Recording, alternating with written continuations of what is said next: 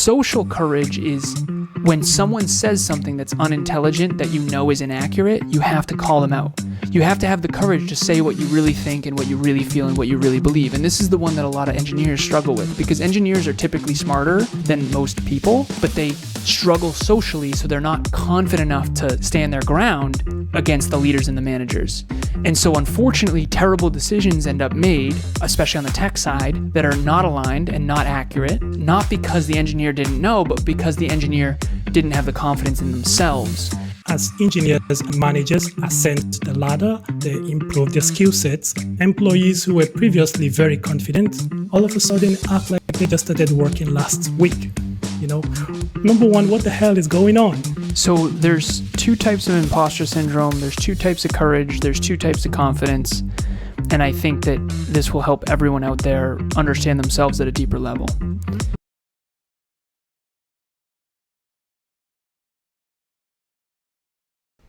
Alan is the CEO of Next Level University, a holistic self-improvement platform. And as a technical engineer turned CEO, his career story is just as inspiring as his achievement and mindset, as you will get to see.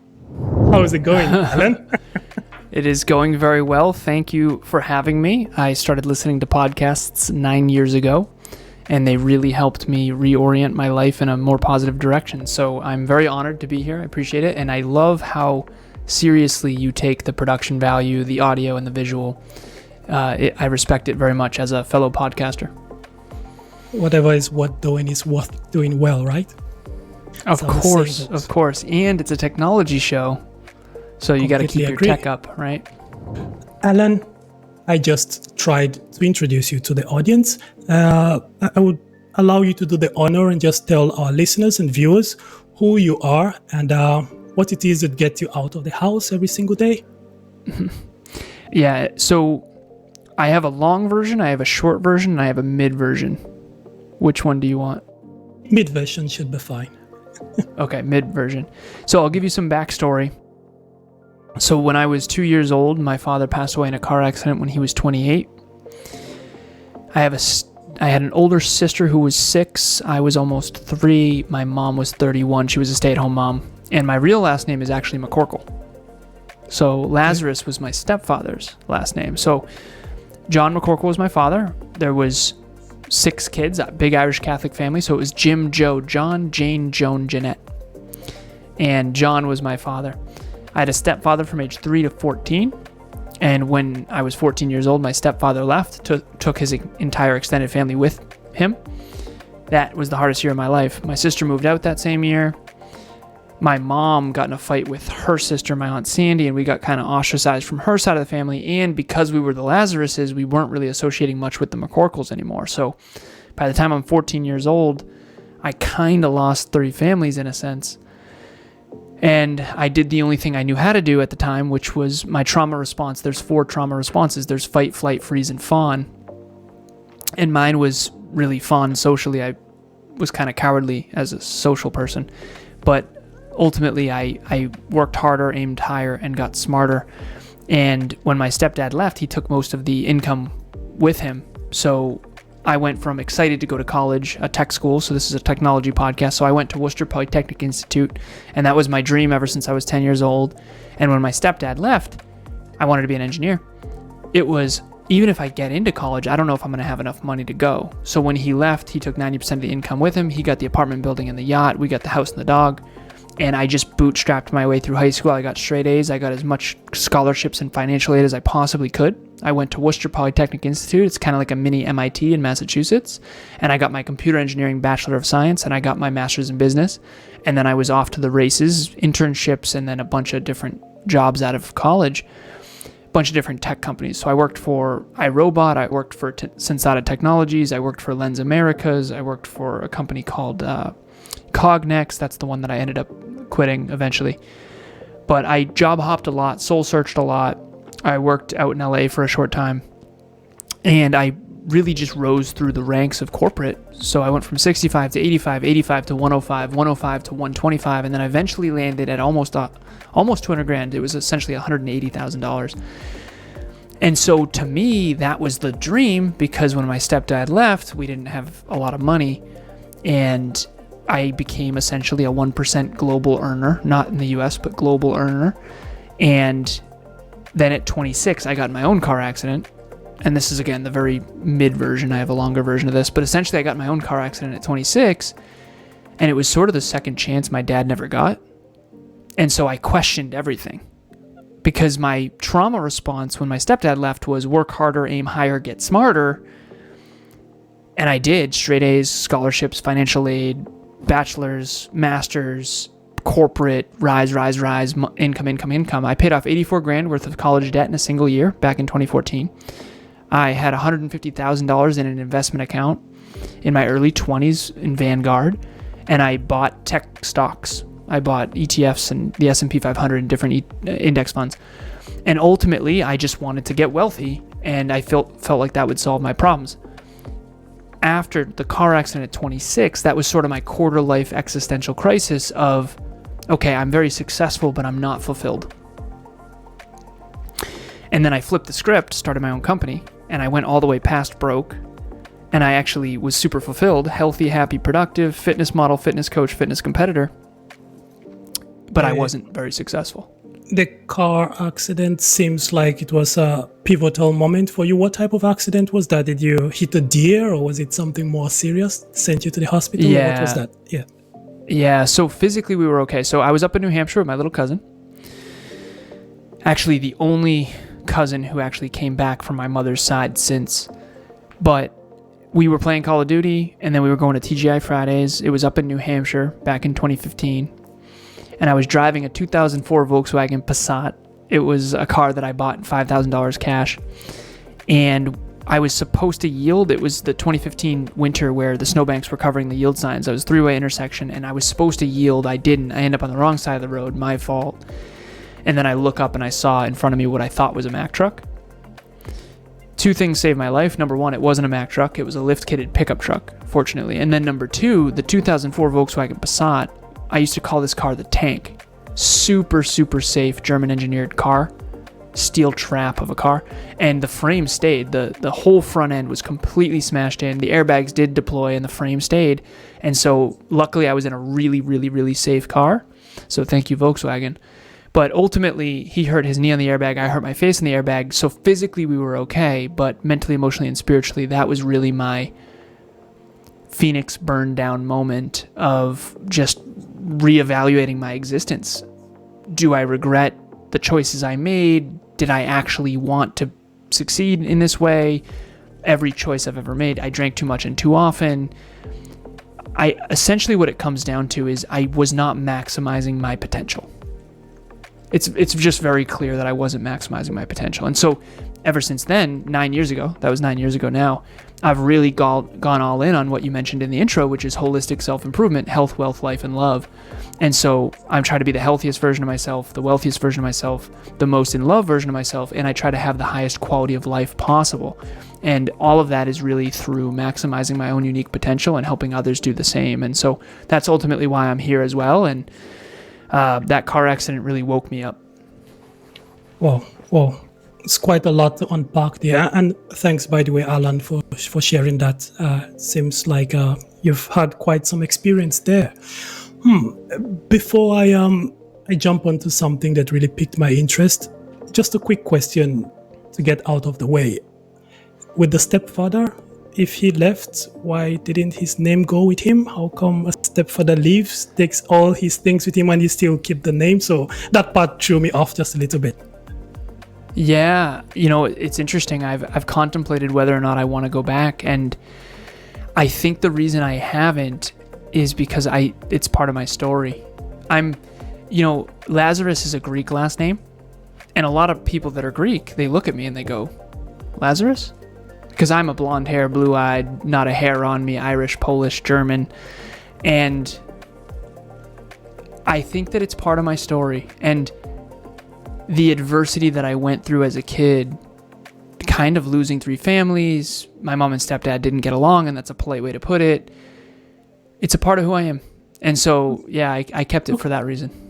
Makes sense. Yeah. And also, when I was 7 years old, my mom asked if I wanted to take my stepdad's last name. So it was ultimately my choice. It wasn't forced upon me. And so I think that's part of it too. Yeah. Yeah. And I think it also has a tiny bit of a biblical connotation there. Lazarus that was raised from the dead in the Bible. Yeah. You got a second chance at life. So probably that's why you keep in it. And when you went into corporate America, a corporate job, right? The white collar, was that straight into some engineering role you started with?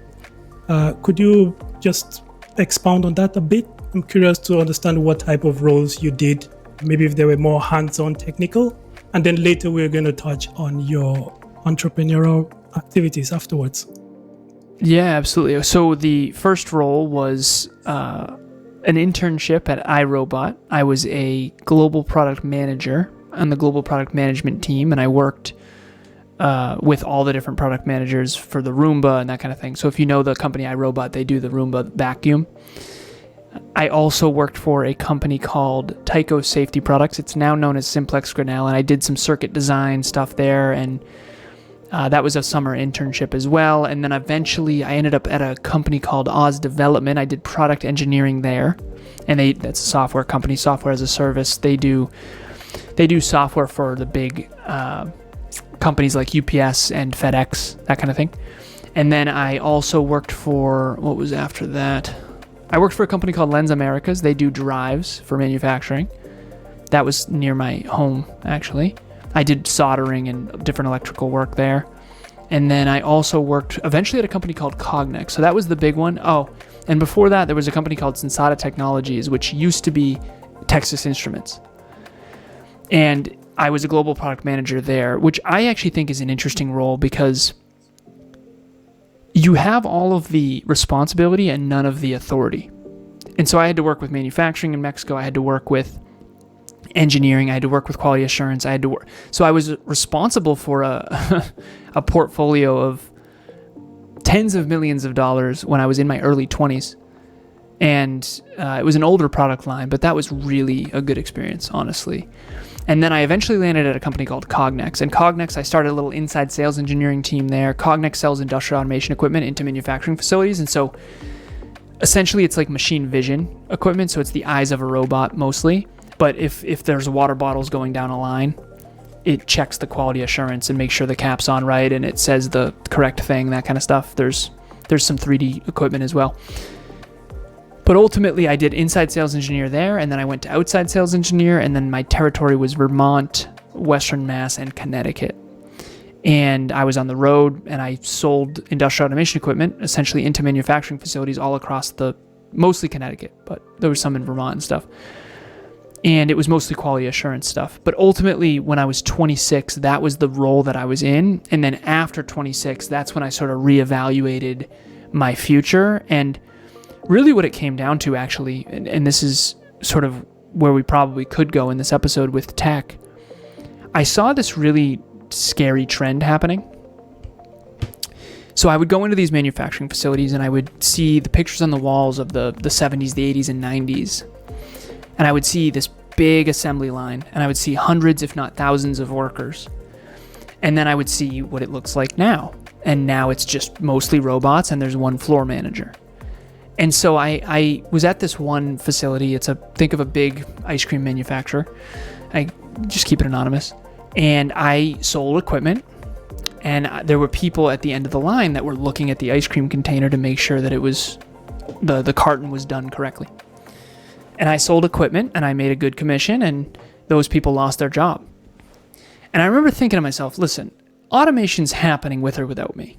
Okay, and honestly, automation's a good thing because you can be more productive, and you basically don't want to hold back humanity because you don't innovate. And I'm not saying that, but what I did realize, and this was really hard for me, and I grew up in a very, very rural, blue-collar environment, and so I saw this thing happening where industrial automation is exponentially increasing, and the population that needs jobs is actually exponentially increasing. So, for example, statistically speaking, please don't villainize me for this, anyone, but statistically speaking, less educated people tend to have more children and they tend to have them younger.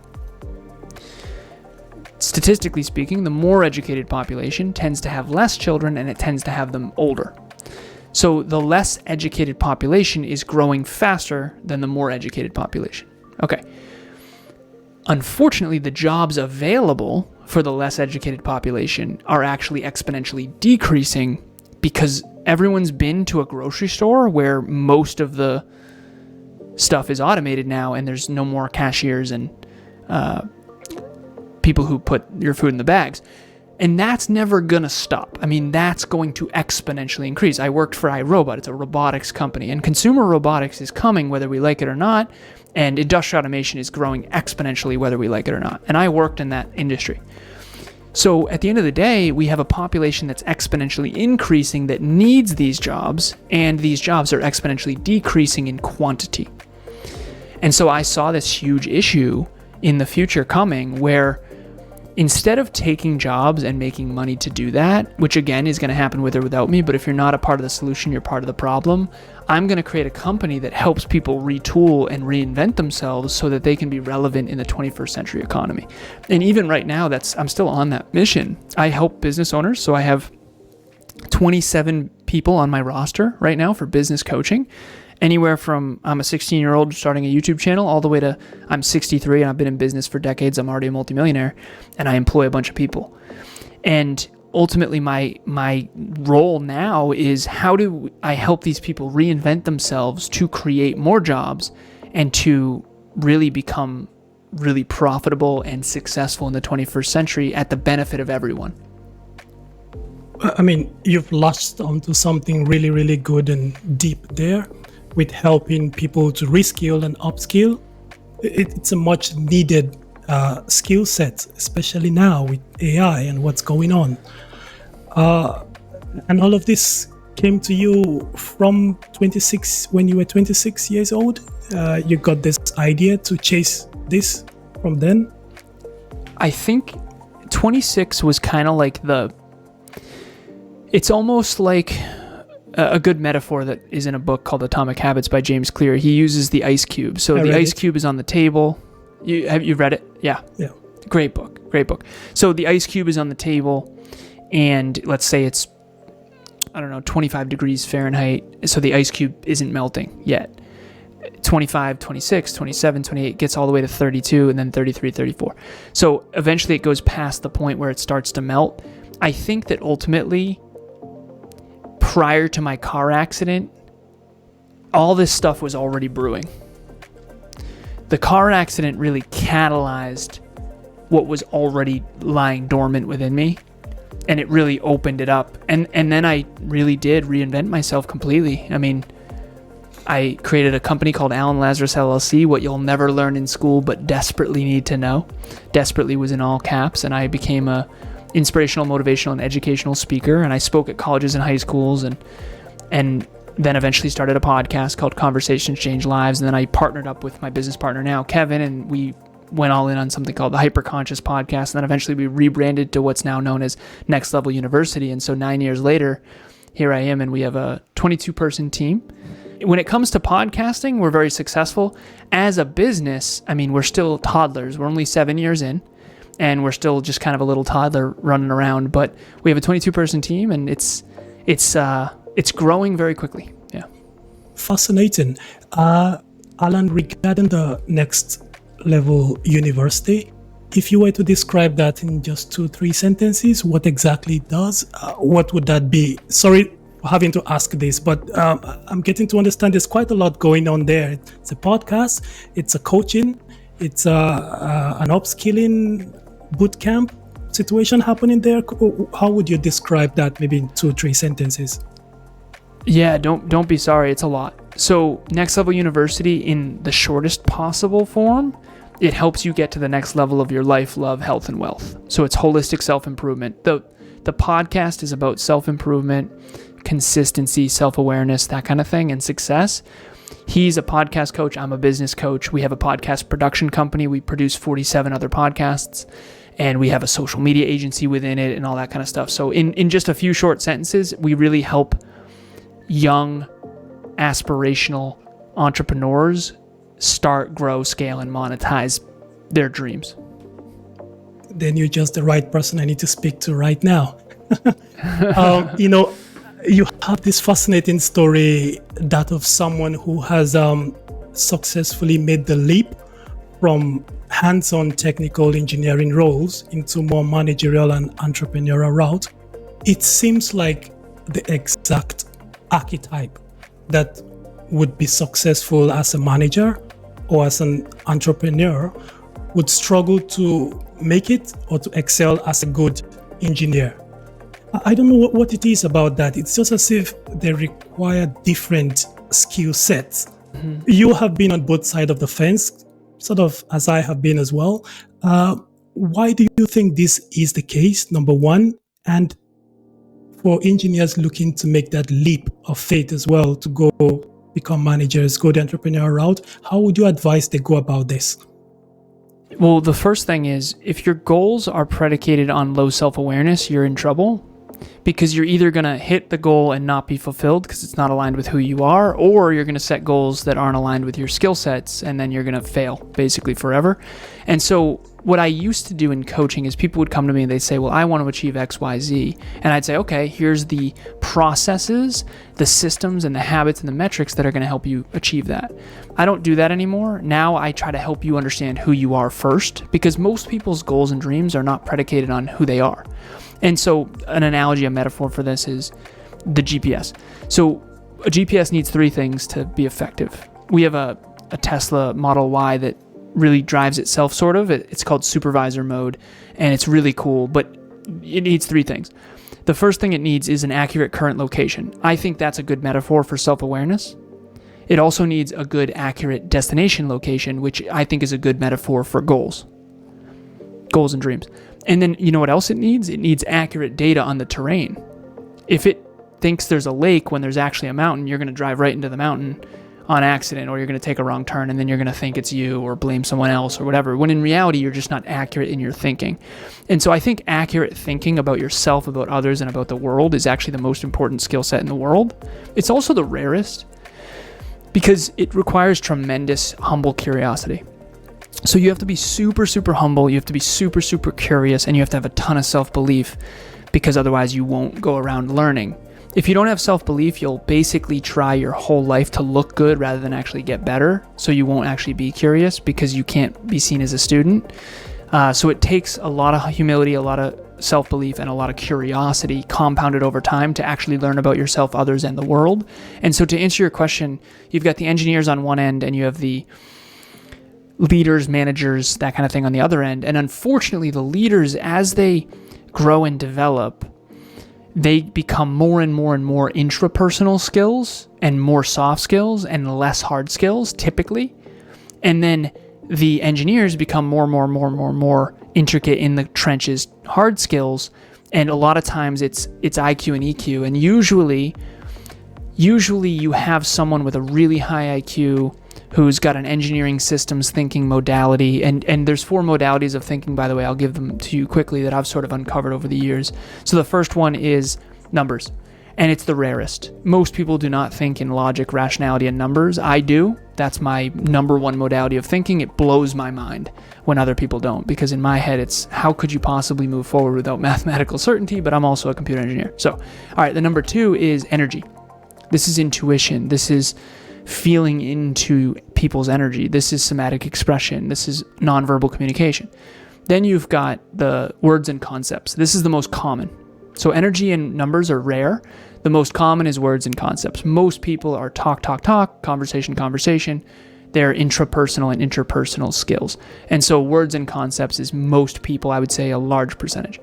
And then the last one is pictures and images. Some people are visionaries and they have pictures and images that they think in. We all have all 4, but some people don't at all use the numbers one, and some people almost never use the energy one. And so ultimately what happens is these managers, leaders, and talkers, for lack of better phrasing, the people that do communicate effectively tend to have words and concepts as their top modality of thinking. And if you study multiple intelligences, there's a book called MI Theory that you can study. But essentially, one of them is intrapersonal skills and one of them is interpersonal skills. Interpersonal skills is actually, I think, the most important skill set in corporate. I went into corporate thinking, okay, well, these geniuses over here are better than me at engineering stuff. But what I didn't realize, and now I do, is that I can communicate really effectively across all the different modalities of thinking. And that's really because I'm maybe more well-rounded, so to speak. I would say I'm more well-rounded than most engineers. Most engineers have low self-worth. They feel misunderstood. They're shy. They're introverted. They don't know how to communicate well. And the reason why is they think in math and numbers and science and logic and rationality. And the truth is, I think that's the way to think. But of course, I'm biased because I also think that way too. And it's really hard because when you're in high school and a girl says, "Do I look fat in this?" and you say yes at level 6 out of 10, that doesn't go very well, right? Even though that's what our brain actually thinks, right? So engineering needs to come up in the EQ side, the emotional intelligence, the emotional maturity, the intrapersonal skills, and interpersonal. So you need to be able to communicate effectively, and you need to be able to understand yourself and your emotions more. And it's emotional maturity, it's emotional adaptability, it's emotional intelligence, and that's really important. You've got to be able to play well in the sandbox with the other boys and girls, and you have to learn how to communicate effectively. I had a client once, his name was Udit, and he's brilliant.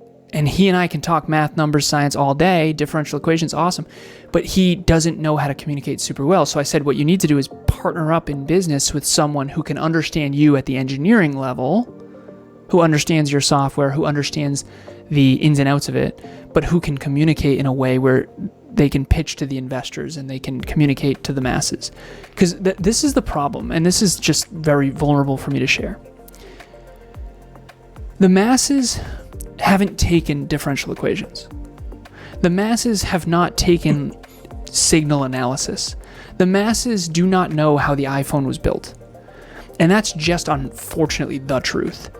And so the reason why Steve Jobs was so profound is because he understood the technical aspect and he could communicate that to the masses.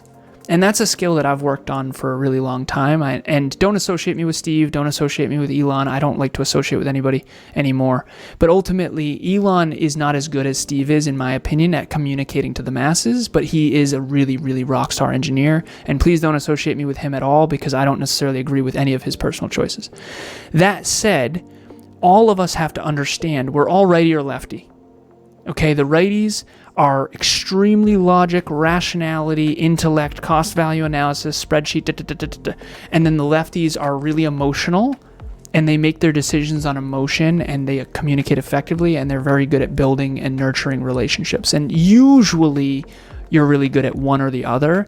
And I think in the 21st century, it's really important to try to be ambidextrous. Completely agree.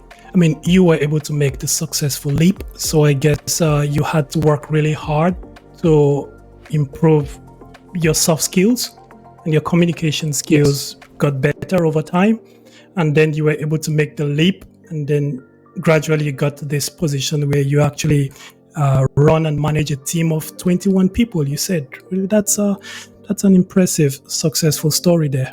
Bravo, hats off to you. Thank you. So I think it's nature and nurture. I do want to share. My nature was the engineer. My nurture was developing. So you're either really good at success or you're really good at relationships, and success behind the scenes. Are they mutually exclusive? They're not. They're not, because success in corporate is usually relationships. Right, that's your whole network. Is your network. I thought you meant relationship with opposite sex, because then it would have been. Oh yeah, well that too. And so for me, the relationships, the people skills didn't come naturally. The mathematics and the science always came naturally, and so I already have the righty. I needed the lefty, and so some people are the opposite, right? So you got to identify which one you are, and then if what you wanted was what you needed, you'd already have it. So you got to work on the thing that you are not naturally good at, essentially, in order to be sort of well-rounded. Yeah. Completely agree. The second item I had, there is a saying, right? That the more you know, the more you realize you do not know. I think that was it Aristotle?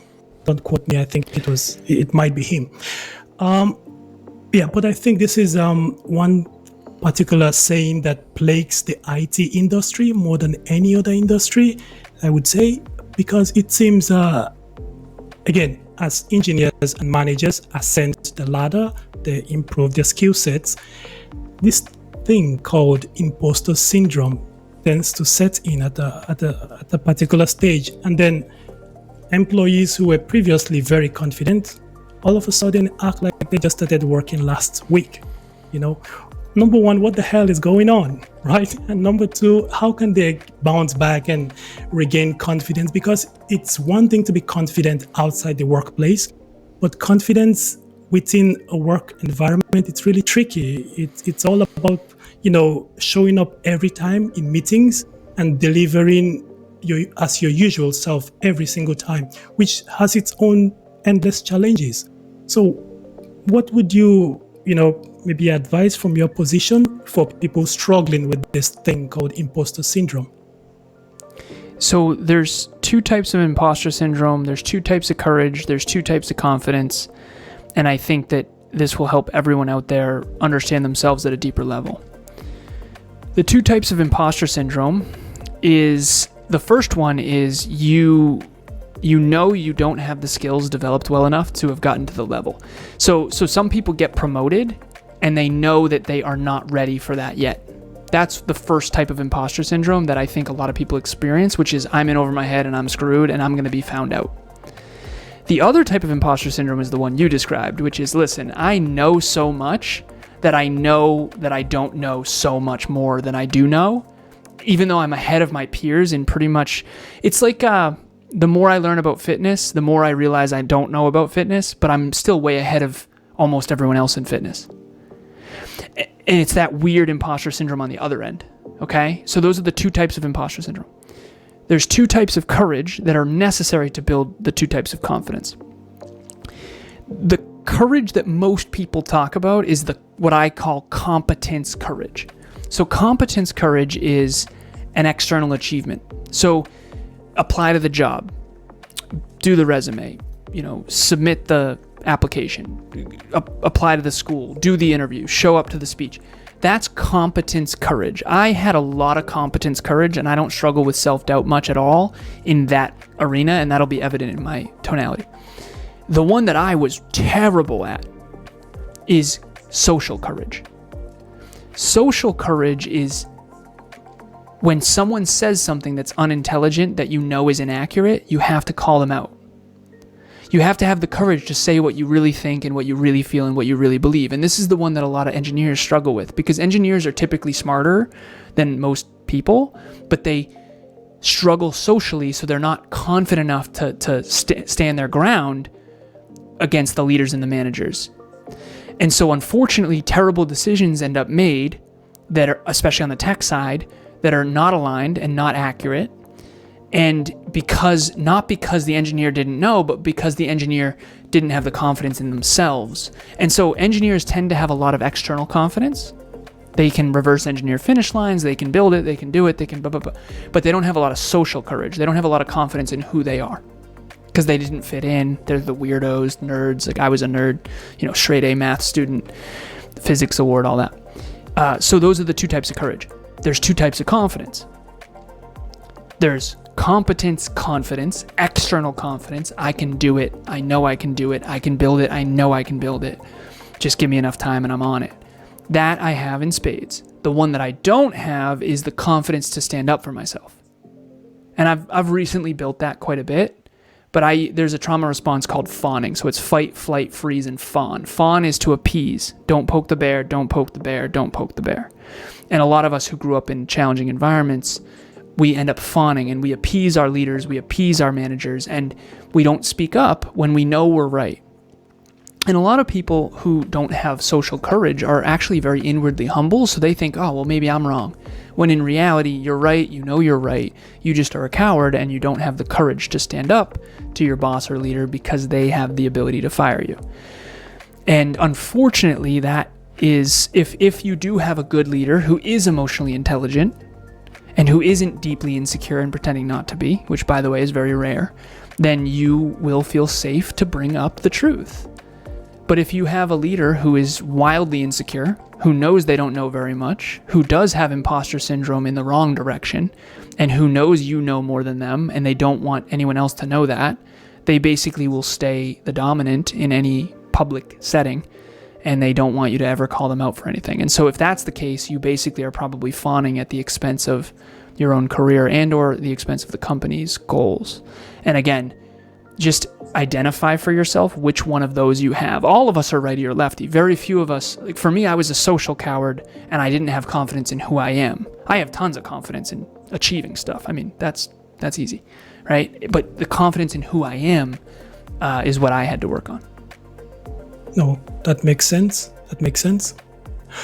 Alan, just backtracking back to virtual conferencing.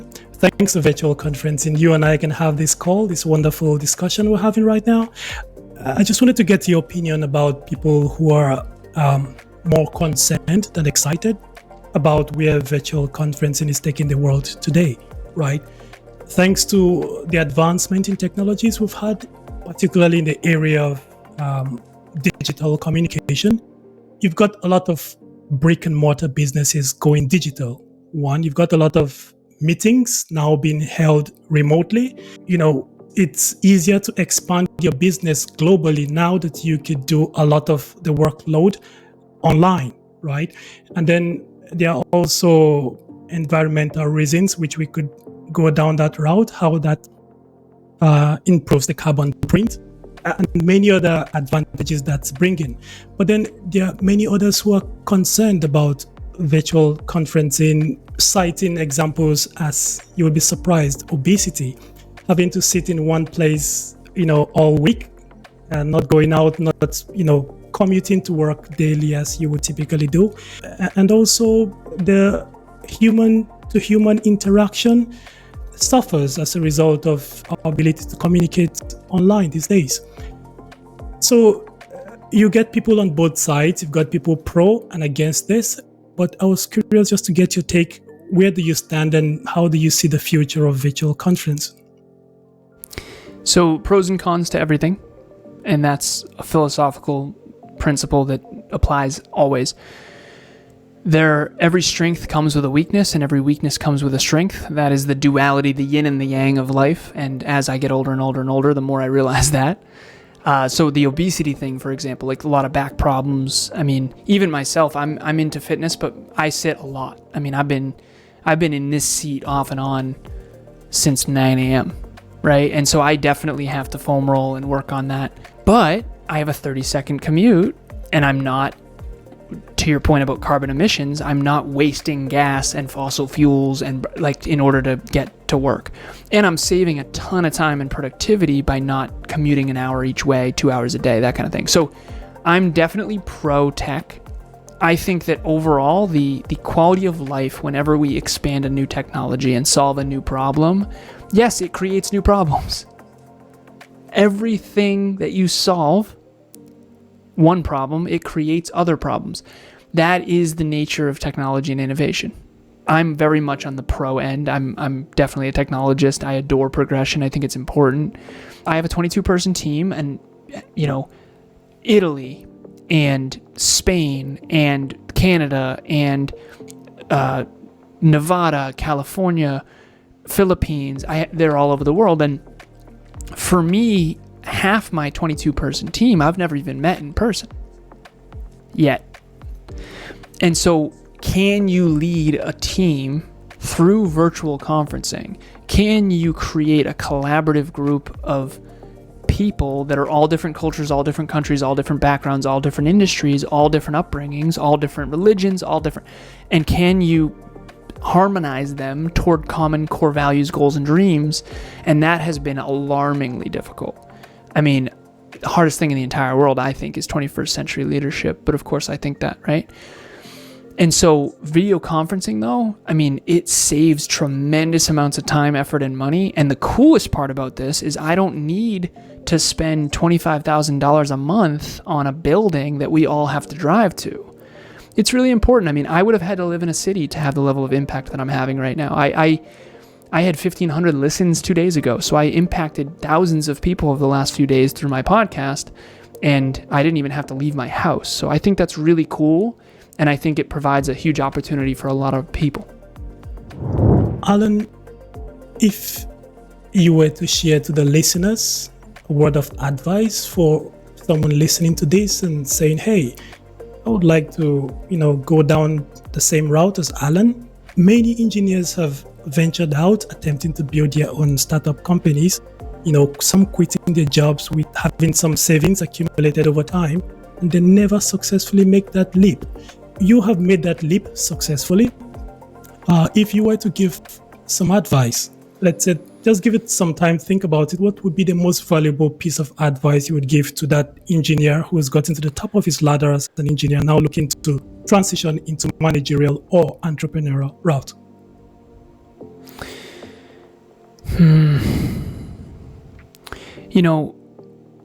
I think that my self-awareness, I feel like the awareness of the world always came fairly easy to me. I feel like I understood which companies are most likely to succeed. I feel like I walk into a Panera Bread and I can see they're a good company to probably invest in. I feel like the external world always kind of made sense to me. And I think that I have this thing called the pyramid of the universe, and it starts from the bottom and it works its way up. And the bottom is mathematics, and the mathematics is the study of the universe, and then it's physics, which is the study of the physical universe, and then it's chemistry, which is the study of matter, and then it's biology, which is the study of living things, and then it's physiology, which is the study of the human body, and then it's neuroscience, which is the study of the human brain, and then it's psychology, which is the study of the human mind. And then at the top of that, you can probably put some form of spirituality, right? Which is just energy. And it's taken me 35 years. I look 12, but I'm 35, and I've studied it upside down and sideways. And I started from the bottom. I started from mathematics, and I worked my way up. And I've realized that engineers can do that. You can. And you know the math and the physics, and you know the chemistry. That's great. But you better get real good with people really fast. And so my advice when it comes to starting your own business is don't do it unless you can't be fulfilled otherwise. Entrepreneurship is nothing short of absolutely brutal. I've been an entrepreneur for 9 years. I went completely broke. It's the 2-2-7 rule is what it's called. It takes 2 years to go broke and go into debt. It takes 2 years to climb out. It takes 7 years to actually become profitable, and that's the average. If you are not good with people, if you're not effective at communication, if you're not a strong, natural, energetic leader, if you're not good with discipline, consistency, systems, structure, if you don't have IQ and EQ, if you aren't really good at both, you're in a lot of trouble. So there's 2 roads you can take. I think there's 3 real paths, actually. Let me give you the 3 paths. And I do this with clients, right? So I've coached for 7 years. At this point, I have a 10,000 hour tracker, coaching, speaking, training, and podcasting, and I'm coming up on my 8,000th hour. And usually it's more than that because I go over a lot. As you can see, I'm long-winded. And so all different people, all different backgrounds, all different cultures, coached all these people. What I've come to understand is there's kind of 3 roads. The first road is stay in corporate and have the secure benefits, have the consistent paycheck, and learn how to be fulfilled in that. That's the road most people take. I actually think that's the road most people should take. The second road is do what I did, which is burn down the corporate career, go all in on your passion, turn it into purpose, and turn that into profit eventually, which is the key word. Kevin and I did that, and we went all in and we burnt our boats, and we didn't have any safety net, and we made it work. And it was nothing short of absolutely brutal. I don't recommend that road to almost anyone. If you have ridiculously high self-belief, if you have grit at level 10 and resilience at level 10, and you're good with people and you're good with self-discipline, I think you can win, and I think you better be patient. The third road is the one I recommend for most people. And this is what I call the 2 trains. It's the hybrid model. And I have a lot of clients doing this. I mean, they have one train, which is their career, that is short-term profitable. It pays the bills. And then there's a little extra to pour into the long-term train. And the long-term train could be a YouTube channel, or it could be a podcast, or it could be whatever that business idea is. And as long as you keep both trains running, one of them is short-term profitability to pay for long-term profitability. And then eventually this train, if you do it long enough, and that's a big if, this train will eventually outpay that one, but not for probably a decade. And if you do that and you can do it consistently, you can really, really, really succeed. But the chances of you going all in on one train that's going to pay the bills and be a long-term big brand in business, it's very, very, very, very rare. And even my own company, we have certain departments that pay the bills, that pay for the podcast, right? And so it's very important to understand that concept. And I recommend the hybrid model. At least that way, you have short-term profitability in tandem with a long-term brand in business.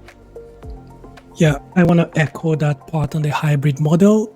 I think that would be really advantageous to quite a lot of engineers still on the fence. They haven't tested the water yet. They are unsure what they can actually achieve when they get to stand on their own. So yeah, give it a try. And wonderful advice there, Alan. Alan, just speaking to you now for a little under an hour, you have this amazing way of putting things into frameworks with which you attack life. Is that intentional? Like you tend to have kind of a mind model that you follow for your life and for your goals, and then you tend to stick with them, placing them in these frameworks. Is this an intentional approach to life, or is this something that just comes naturally? I would say both, but mostly naturally. I think I've always tried to understand the world and how to succeed within it, and most importantly, how to be fulfilled within it, because I grew up in an environment where very few people were fulfilled. And I used to not share this because I didn't want to offend anybody, but I was also super cowardly. I call where I grew up the Boulevard of Broken Dreams, and it was a small town with a small mind, and it wasn't all bad, but I looked around and I was an engineering mind, and I went, this looks terrible. And people would come to me and say, these are the best years of your life. And I would say, God, I hope not. Because when I was 14, my stepdad left, my father had passed away, right? If this is the best years of my life, I'm in trouble. And so the past was painful, the present was painful, and I thought to myself, well, I better build a bigger, better, brighter future, because my dad's not going to take care of me, my mom doesn't make that much money, I'm going to have to do it. If it's going to be up to me. And so I took a lot of personal responsibility, and most of that was unconscious. I mean, I only know this now in hindsight. But ultimately, yeah, I think I have always been trying to figure out the mathematical formulas for success and fulfillment. And these mental models and these frameworks are something that did always come naturally to me. But I think after 26, I also started to be very intentional with creating them in a way where they can help other people. No, makes perfect sense. And I'm sure you've left the listeners with quite a lot to ruminate on in the coming days. Final question, Alan. What's the biggest mistake you've made in your career journey so far? If you were to advise someone, look, whatever you do not go down that particular route, give it a thought. And if there is one, please share with the audience. There's one. Yeah. So I'm glad you asked this. Preferably after 26 years of age, right? Not before 26. Yep. Yeah, it's after. It's actually recent. It's recent. So the biggest mistake I've ever made was having team members with low humility. I realized that a lot of my life, a lot of people considered me very arrogant, and I now realize why. I actually understand why. And I think at times I have been arrogant, honestly. But if you have level 10 self-belief and only level 8 humility, you're going to look level 2 arrogant. I'm going to say that again. If you have level 10 self-belief and only level 8 humility, you're going to look level 2 arrogant, especially to someone who doesn't believe in themselves. So humility, in my opinion, is the most important character trait, particularly for team members. So if I could go back in time, the biggest mistake that I made is I did not realize the value of humility. Humility is an accurate view of your own importance. It's an accurate view of your own value. It's an accurate view of... It's almost like if you don't have humility, you don't prepare. If you don't have humility, you don't think about what might go wrong. If you don't have humility, you think you're right. You get entitled and delusional, and then you try to tell me how to run the company, metaphorically. I don't think anyone is coachable unless they have humility. And if you're not coachable, you're probably not going to be someone who I can lead effectively. Because if you think you're awesome already, we're in serious trouble, because who we have to become to achieve our goals and dreams is so much more than what we are now. And it's a duality, because obviously you have to believe this, that you're capable and that you believe in yourself and that you're great, but you have to hold that up against humility, and you have to tether that to reality. So, a lot of people who lack humility get very delusional very quickly when they're in an environment of success. And unfortunately, that actually breeds failure. Oh, that has so many layers there. It's a loaded answer. But yeah, I was just trying to think how one would go about, identifying humble people. It can get really tricky in this day and age. There is this thing, the Dunning-Kruger effect, where people tend to think they're actually more competent than they really are. And you find that quite a lot in the tech space. And I think that humility is gratitude. I think humility is making sure you're not entitled. I think humility is coming prepared. I think the way to stay humble is to continue doing hard things and challenging yourself. I also think another way to stay humble is to surround yourself with great people. Completely. Because of the big fish in small pond, right? I think a lot of us end up big fish in small pond, and we lose our humility, and then we get eaten when we're in the ocean, right? So thank you so much, Alan, for coming on the podcast. Really appreciate you for taking time out of your busy schedule to be with us today. Where can the audience find you online, Alan? Newton, thank you for having me. It was an honor. I appreciate it. My voice is a little scarce because this has been a week of 14 episodes of our own and then an additional several. So, but I'm grateful. I'm grateful for the opportunity. As for where you can find me, we have a website called nextleveluniverse.com, spelt just like it sounds. We also have a podcast called Next Level University, holistic self-improvement in your pocket every day from anywhere on the planet, completely free. 1% improvement per day can change your life, health, wealth, life, and love. And I have an email, alan@nextleveluniverse.com. Again, alan@nextleveluniverse.com. You can email me if you do want help getting to the next level. Email me. Just please, if you do, provide context to this episode so that I know who it is, because obviously we all get a lot of spam. Makes sense. And to the listeners, the link to the website is going to be added in the description section. On that note, we pull the cuttings on this episode. Thank you very much for watching till the very end. And thank you once again, Alan, for being here with us today. Until the very next episode, cheers.